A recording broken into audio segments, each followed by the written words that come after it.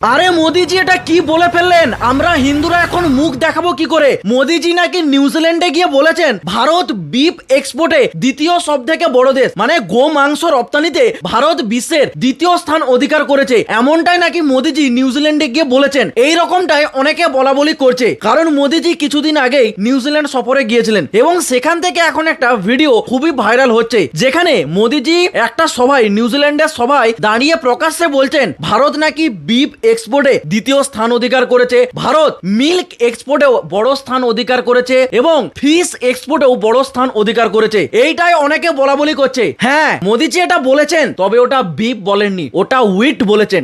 WHEAT, wheat মানে গম। গম রপ্তানিতে ভারত দ্বিতীয় বড় স্থান অধিকার করেছে। এইবার মোদিজির সে উইট বলাটাকে অনেকে বিফ বলে অপপ্রচার করছে। আরে ভাবলেন কি করে? যে মানুষটা নিজে গোমাতার পুজো করে, যে মানুষটা নিজে হাতে রাম মন্দিরের উদ্বোধন করেছে, এমনকি সোমনাথ মন্দিরের ঐতিহ্য ফিরিয়ে নিয়ে এসেছেন, সেই মানুষটা নাকি বিদেশের মাটিতে গিয়ে বলবে ভারত গোমাংস রপ্তানিতে দ্বিতীয় স্থান অধিকার করেছে। আগে ভিডিওটা একবার দেখুন। आज भारत दुनिया का दूसरा सबसे बड़ा वीट प्रोड्यूसर है। वीट प्रोड्यूसर है। वीट प्रोड्यूसर है।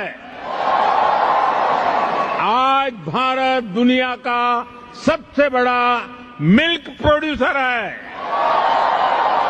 কি শুনলেন তো? মোদিজি ওটা বিফ নয় উইট বলেছেন। অনেকে হয়তো বুঝতে পারেননি, তাই এটাকে নিয়ে অপপ্রচার চালাচ্ছেন। ছোটবেলায় আমাদেরকে বড়রা বলতো যে অল্প বিদ্যা ভয়ঙ্করী, তখন আমরা এটা বুঝতে পারতাম না, কিন্তু এখন এই সমস্ত কিছু দেখা এবং শোনার পর বুঝতে পারছি যে কেন ওটা বলা হতো। পারলে এই ভিডিওটা সকলে একটু শেয়ার করে দেবেন, যাতে মানুষের মনে ওই ভুল ধারণাটা না থাকে, সঠিকটা যেন তারা জানতে পারে। এটুকুই বলার ছিল। জয় শ্রীরাম।